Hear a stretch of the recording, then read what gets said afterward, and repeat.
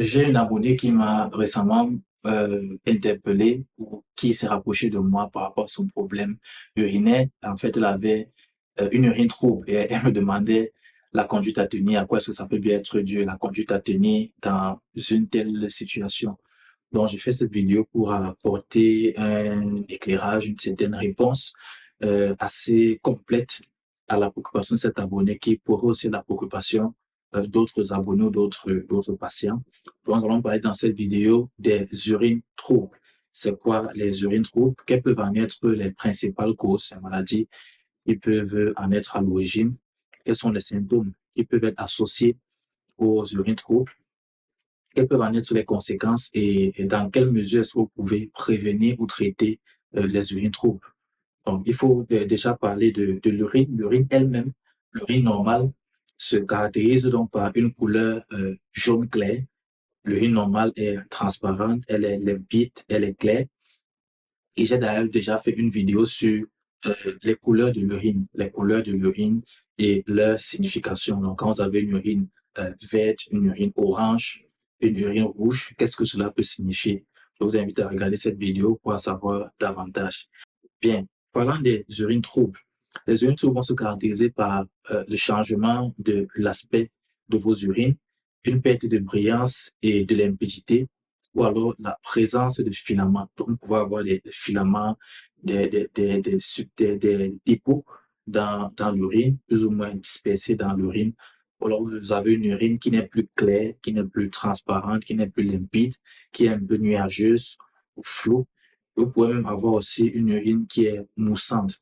Donc voilà les principales caractéristiques de ce symptôme. Concernant les causes des urines troubles, 6 principaux éléments peuvent être responsables d'un aspect trouble des urines. Le premier élément, c'est les cellules épithéliales des voies urinaires, donc les cellules qui tapissent les voies urinaires en commençant par les deux urétères, puis la vessie, puis l'urètre. Donc, puisque l'urine part du rein jusqu'au meilleur urètre, jusqu'à la sortie, il va donc traverser ces différentes voies urinaires et il va donc être au contact d'un certain nombre de cellules épithéliales. Si elles se retrouvent en trop grande quantité, elles peuvent rendre les urines troubles. Nous avons aussi les globules blancs. Et là, on va donc parler de leucocyturie, leucocytes qui renvoient aux globules blancs. Donc, leuco, c'est blanc, et cytes, c'est cellules. Donc, les globules blancs, les cellules blanches du sang, qui sont des cellules du système immunitaire, donc du système de défense de l'organisme. Et elle ne doit pas être à une quantité supérieure à 10 000 par millilitre. Donc, on ne doit pas avoir plus de 10 000 globules blancs par millilitre d'urine. Au cas où les globules blancs sont en plus grande quantité que cette valeur, il y a une possibilité d'avoir des urines troubles. Le troisième élément qui peut en être à l'origine, c'est les cristaux. On peut avoir les cristaux des substances telles que les phosphates, les cristaux de carbonate ou encore les cristaux d'urate, qui peuvent aussi être la cause ou la conséquence ou accompagner les calculs rénaux. Le quatrième élément, c'est les protéines. Donc, on va parler de protéinurie, qui est tout simplement la présence des protéines dans l'urine, ce qui n'est pas normal puisque le rein est censé filtrer les éléments du sang et ne laisser que les petites substances. Or, les protéines sont des substances, sont des molécules assez volumineuses et elles ne sont donc pas censées se retrouver dans les urines. Si elles se retrouvent dans les urines, ça dénote aussi d'un problème au niveau du filtre, donc au niveau du rein. Il faut aussi avoir comme élément responsable des urines troubles la glycosurie. Glyco qui renvoie au glucose, donc le sucre, pour faire simple. Et donc la présence en quantité abondante de glucose dans les urines, il faut déjà dire que ce n'est pas normal que l'on retrouve le glucose dans les urines, puisque le glucose n'est pas un déchet. Les reins sont censés éliminer les déchets qui se trouvent dans le sang, les faire sortir de l'organisme et n'est donc pas censé éliminer des substances vitales comme le glucose. Et cela peut notamment se retrouver dans des situations comme le diabète, la glycosurie, donc l'élimination du glucose dans les urines. Et enfin, on peut aussi avoir une bactériurie, qui est la présence donc de bactéries dans les urines. Et au-delà de 1000 bactéries par millilitre d'urine, on suspecte déjà une infection urinaire. Bien, concernant les causes pathologiques, de nombreuses maladies peuvent être responsables donc la présence de l'augmentation de ces principaux éléments dans l'urine.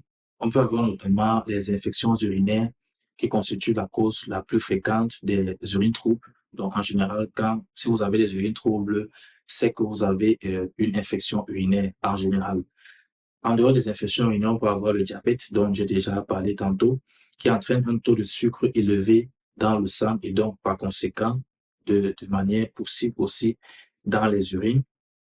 On peut avoir les calculs rénaux qui seront responsables de la libération de ces calculs, de ces caillots, de ces cristaux de phosphate ou d'autres choses, ces cristaux de substances qui sont comme des petits cailloux et qui vont se déposer dans l'urine et qui pourraient donc troubler l'urine, faire que l'urine soit trouble.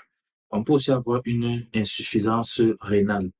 Insuffisance, c'est tout simplement pour dire que le rein n'est plus en capacité de filtrer le sang comme il se doit, comme en temps normal. Et justement, ce défaut de filtration va faire en sorte, par exemple, que les protéines vont quitter le sang et vont se retrouver dans les urines, chose qui n'est pas normale. Comme on l'a dit tout à l'heure, la protéinurie. Et donc, on pourra avoir des urines troubles.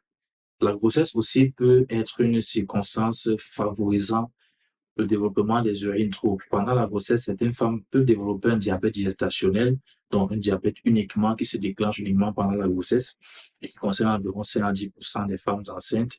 Et donc, voir aussi le glycosurie, c'est-à-dire le taux de glucose dans les urines augmenter. Et enfin, on peut avoir la prise de certains médicaments qui peuvent être associés au changement d'aspect ou de couleur ou d'odeur des urines. Quels sont les autres symptômes qui pourraient accompagner les urines troubles? Nous avons notamment la présence de sang dans l'urine qu'on appelle encore hématurie. Vous aurez donc un sang qui est rouge. Vous avez une couleur anormale de l'urine, une urine qui n'est pas de couleur normale, donc jaune, qui peut prendre une teinte rouge, comme dans le cas de l'hématurie, ou bien une teinte marron. Vous pourrez aussi avoir une urine d'odeur nauséabonde, une urine malodorante. Les urines troubles peuvent être associées aussi à la lombalgie, le mal de dos, à la douleur mictionnelle. Donc, vous allez avoir mal lorsque vous allez uriner, à la pollakiurie, c'est-à-dire l'augmentation de la fréquence des urines, des mictions. Donc, vous allez uriner, avoir envie d'uriner beaucoup plus souvent que d'habitude. Une difficulté à uriner ou à vider complètement la vessie, une perte de contrôle de la vessie et aussi un état fiévreux. Elles peuvent avoir des conséquences sur la santé. Bien, il faut dire que les urines troubles sont souvent le premier signe qui révèle la présence d'une maladie ou d'une pathologie, d'une condition pathologique de l'appareil urinaire en général. Ça peut être le rein, ça peut être la vessie ou autre chose. Et il est important donc d'en tenir compte afin que la pathologie sous-jacente ne s'aggrave pas. Si par exemple, vous êtes en train de développer une insuffisance rénale et que vous avez ce signe et que vous ne faites rien, cette insuffisance rénale qui peut-être était aiguë au départ va donc devenir chronique et sera davantage difficile à prendre en charge. Donc, il est important de veiller à toujours examiner, à prêter attention aux caractéristiques de vos urines pour détecter les premiers signaux de pathologie et vous faire consulter le plus tôt possible. Comment donc prévenir et traiter les urines troubles? Comme on a vu, la principale cause, c'est les infections urinaires et quelques recommandations pour éviter, pour prévenir les infections urinaires, c'est de boire assez d'eau, de boire suffisamment d'eau. C'est de faire la toilette de l'avant vers l'arrière chez les femmes pour éviter d'introduire les germes fécaux, les germes qui proviennent du tube digestif dans les voies urinaires ou encore dans les voies génitales, d'uriner après les rapports sexuels et d'éviter d'utiliser des déodorants, des substances chimiques, des gels, des savons artificiels ou tout type de savon pour la toilette intime. Donc, j'ai déjà fait une vidéo sur comment éviter, comment prévenir les infections urinaires. J'ai déjà aussi fait une vidéo, plusieurs vidéos même, sur comment bien faire sa toilette intime, ce qu'il faut faire, ce qu'il est recommandé, ce qu'il faut éviter. Donc, si vous voulez en savoir davantage, je vous invite à regarder cette vidéo que j'ai déjà faite. Merci donc d'avoir suivi cette vidéo. J'espère que vous aurez été utile. Si c'est le cas, merci de m'encourager en vous abonnant à ma page Facebook et à ma chaîne YouTube, en likant la vidéo et en partageant autour de vous.